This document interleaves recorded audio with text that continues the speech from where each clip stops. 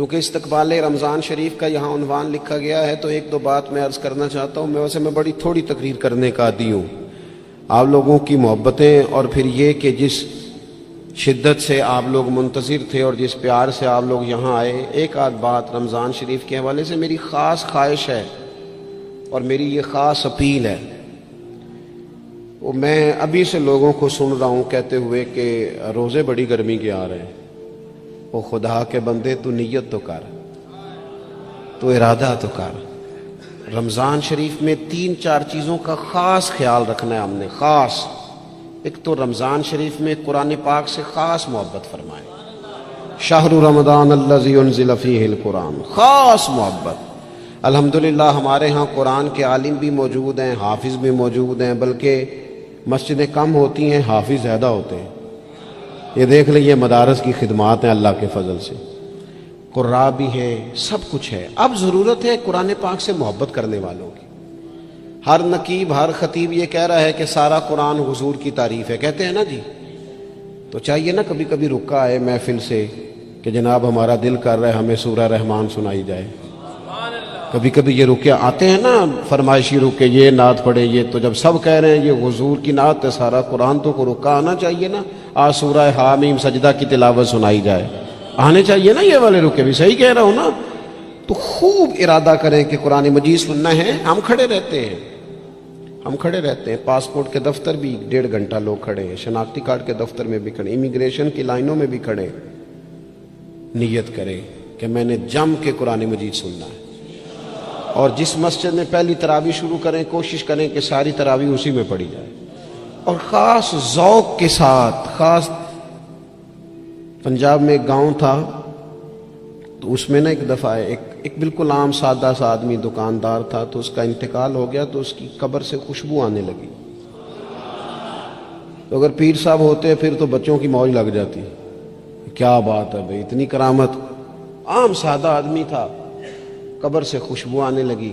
لوگ پہنچ گئے، معلومات کی، گھر تک گئے. کہا کوئی مطلب ٹھیک ہے داڑھی شریف تھی، نمازی تھا، لیکن کوئی ایسی خاص چیز ہم نے نہیں دیکھی. تو اس کے گھر والے بتانے لگے کہ نا قرآن مجید نہیں پڑھا ہوا تھا. بوڑھا آدمی تھا لیکن قرآن مجید سے عشق کرتا تھا.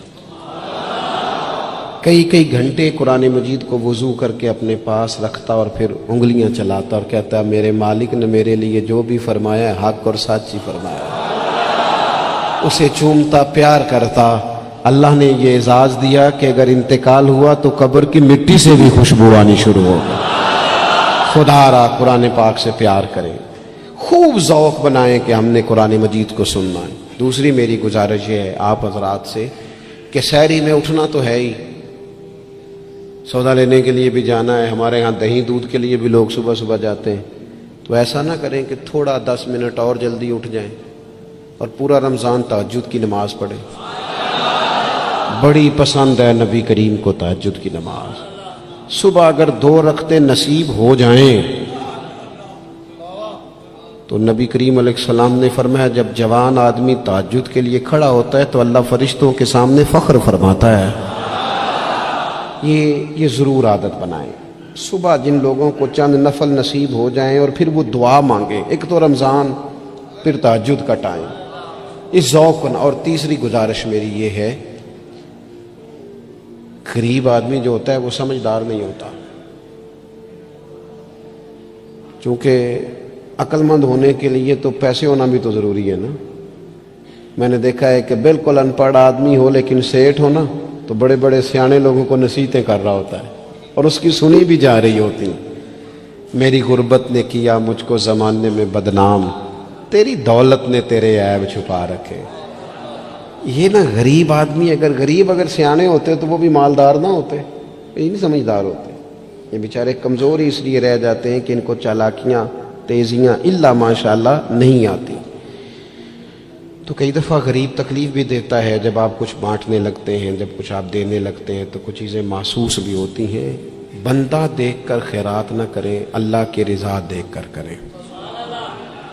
ہمیں صحیح حدیث میں اس شخص کا تذکرہ بھی ملتا ہے جس نے آ کے نا محبوب کی چادر کو کھینچا تھا، یہ بخاری میں، اور گردن مبارک پہ نشان پڑ گیا تھا.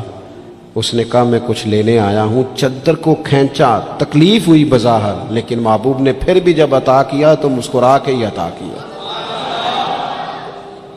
غریب آدمی تکلیف میں ہے، مہنگائی نے آزمائش پیدا کر دی ہے۔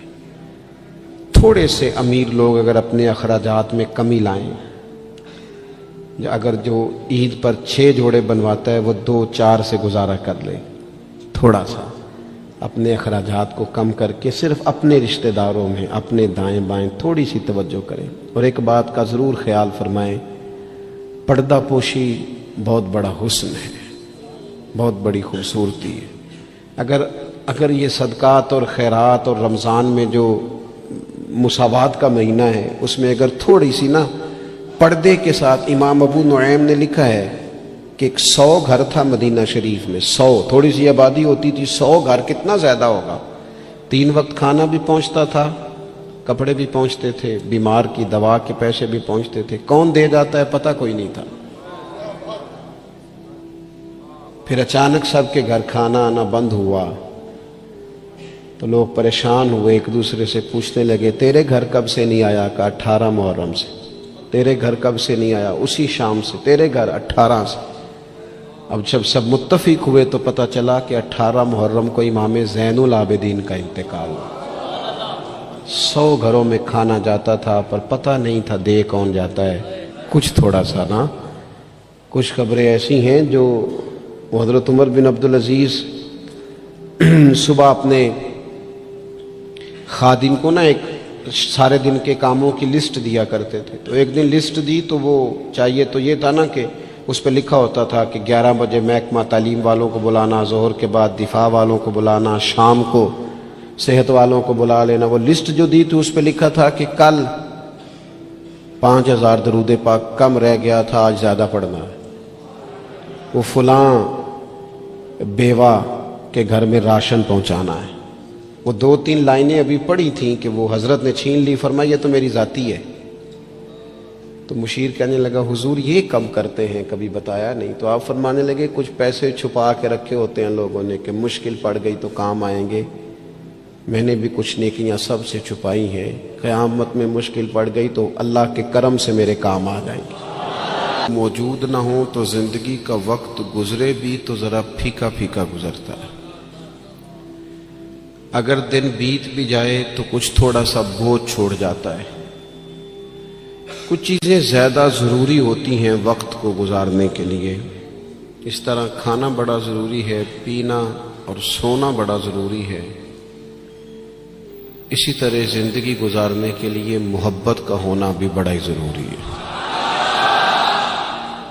گھر کے اندر ساری نعمتیں موجود ہوں، بچے بھی ہوں، رزق بھی وسیع ہو، گھر بھی اپنا ہو اور کشادہ ہو، ہر چیز موجود ہو، بس میاں بیوی کے درمیان محبت موجود نہ ہو، ساری چیزوں کی موجودگی میں وقت گزارنا مشکل ہو جاتا ہے۔ آپ کی نوکری آپ کے اپنے شہر میں ہو، آنا جانا آسان ہو، سیلری پیکج بڑا اچھا ہو، لیکن جس جگہ آپ ڈیوٹی کرتے ہیں، جاب کرتے ہیں، وہاں جو ارد گرد لوگ رہتے ہیں ان سے محبت کا رشتہ نہ ہو تو ساری سہولیات کے باوجود وہاں جانے کو طبیعت نہیں چاہتی۔ اور میں نے دیکھا ہے کہ اگر کسی جگہ کام کرنے والوں کے بیچ آپس میں محبت کا رشتہ ہو جائے تو لوگ ترقی نہیں لیتے، کہتے میں یہی ٹھیک ہوں، مجھے ترقی نہیں لینی، میرا ذرا دوستوں سے دل لگا ہوا ہے۔ محبت زندگی کی بڑی اہم ضرورت ہے۔ ہم نے یہ کیا ہے کہ کچھ تو ہمارا خارجی ماحول ہمارے اوپر اثر انداز ہوا ہے، اور کچھ ہم نے لوگوں کے رویوں کو دیکھ دیکھ کر اپنے بھی رویے تبدیل کر لیے۔ جب دیکھا کہ کچھ لوگ تلخ ہیں، ان کے مزاج میں تلخی ہے، تو شاید ہمارا عمل ایسا نہیں تھا، لیکن رد عمل کے طور پر ہم نے بھی وہی انداز اختیار کر لیا۔ میں سفر کرتا رہتا ہوں، روڈ پہ ہم جا رہے تھے تو ایک گاڑی والے نے پہلے تو کراس غلط کیا، اور پھر تنقید بھی کر گیا، کہنے لگا اگر چلانا نہیں آتی تو کسی سے سیکھ لو۔ غلطی بھی اس کی ہے اور پھر اس نے تنقید بھی کر ڈالی، تو ڈرائیور جو گاڑی چلا رہے تھے ان کا موڈ بڑا خراب ہو گیا۔ تو میں نے تھوڑے فاصلہ طے کرنے کے بعد ان سے کہا کہ ذرا گاڑی کھڑا کرنا، انہوں نے کھڑی کر دی۔ تو میں نے کہا میاں اس نے تو جو کرنا تھا وہ کر کے چلا گیا، اب ہم نے تو سفر کرنا ہے کہ نہیں؟ ہم لوگوں کی تلخیاں اٹھا کے اپنے ہاں کیوں لے آئیں؟ اگر کسی کا رویہ درست نہیں ہے تو اس کی بنیاد پر ہم ان ساری پریشانیوں کو اپنے ہاں کیوں لائیں؟ جب محبت چھوٹ جاتی ہے، جب ہمارے لہجے شگفتہ نہیں رہتے، جب گفتگو دھلی ہوئی نہیں رہتی، جب چیزوں پر ہلکی ہلکی گرد پڑتی ہے اور ماحول کے اندر گھٹن پیدا ہوتی ہے، نتیجہ یہ نکلتا ہے کہ وہ سارا کیف دھندلا سا جاتا ہے۔ دین اسلام کا اگر کوئی دوسرا نام رکھنا چاہے تو وہ دین محبت ہے۔ ہمیں یہ کہا گیا ہے کہ تم ٹوٹ کر پیار کرو، کس سے؟ اللہ تعالی سے۔ والذین آمنوا اشد حبا للہ، فرمایا وہ لوگ جو ایمان لے آئے وہ اپنے رب سے شدید محبت کرتے ہیں۔ شدید پیار کرو اپنے مالک سے، شدید۔ یہ جو شکر ہوتا ہے نا، شکر، یہ اللہ کی محبت پیدا کرتا ہے، اور یہ جو شکوہ ہوتا ہے نا، یہ اس محبت سے دور لے جاتا ہے۔ یہ جو صبر ہوتا ہے نا، یہ اللہ کے فیصلوں پر راضی رہنے کا حوصلہ دیتا ہے۔ انسان ساری تکلیفوں کو اپنے مالک کی جانب سے جب سمجھتا ہے، صبر کرتا ہے، تو اس میں حوصلہ، طاقت اور ہمت آتی۔ وہ اللہ تعالیٰ کی محبت میں جب اس کو پوری طرح برداشت کرتا ہے تو اس کے اندر اللہ کی محبت آتی ہے۔ اللہ کی تقسیم ہے، کسی کو امیر بنایا، کسی کو مالی طور پر وہ گنجائش نہ دی۔ جب رب سے پیار ہوتا ہے نا تو پھر انسان کہتا ہے جو اس نے میرے حق میں بہتر سمجھا تھا مجھے عطا کر دیا۔ یہ جو صوفیاء ہے نا، صوفیاء، ہمارے ہاں تو بعض چیزوں کا مطلب بھی بالکل الٹ دیا گیا ہے۔ صوفی کی صرف یہ ذمہ داری نہیں تھی کہ بابا صاحب بیٹھے ہیں تو آپ جائیں گے تو بے اولاد ہیں تو فوراً دعا کریں گے تو اولاد ہو جائے گی۔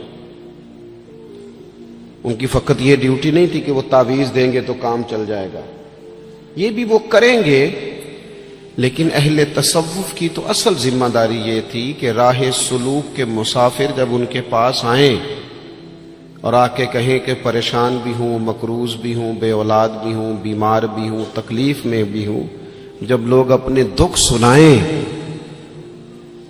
تو وہ ان کے لیے دعا بھی کرے اور ان کے دل میں اللہ رسول کی محبت ایسی پیدا کرے کہ بندہ رب کی رضا پہ راضی رہنا سیکھ جائے۔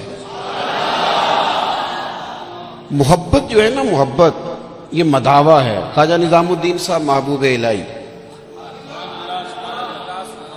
رحمت اللہ علیہ کے مرید نے پوچھا کہ حضرت حالات بڑے خراب ہیں، لوگ بڑا تنگ کرتے ہیں، رشتہ دار بھی ستاتے ہیں، دوست بھی بے وفائی کر جاتے ہیں، مخلص ہو کے چلتے ہیں لیکن سامنے سے نتیجہ کچھ نہیں نکلتا، حضور ان مسائل کا کوئی حل؟ تو حضرت فرمانے لگے ان کا حل یہ ہے کہ تو محبت کرنی شروع کر دے۔ تو سارے مرید بسم اللہ کہہ کے بات قبول نہیں کرتے، کچھ کے پاس کئی جواب بھی ہوتے ہیں، وقتی طور پہ ہاں کر بھی جائیں لیکن اپنے اندر سے وہ جھگڑا بھی کر رہے ہوتے ہیں۔ تو اس نے کہا حضور وہ بات تو آپ کی ٹھیک ہے، لیکن اگر محبت سے حل نہ ہو مسئلہ تو میں تو پھر محبت کروں گا، لیکن اگر اس سے حل نہ ہو تو حضرت فرمانے لگے نسخہ یہی ہے، اگر حل نہ ہوا تو ذرا خوراکیں زیادہ کر دینا، ذرا تھوڑا سا اس میں اضافہ کر دینا، 2 ٹائم کی بجائے 3 ٹائم کر لینا محبت، پھر 6 ٹائم کر لینا، اسی کو بڑھانا۔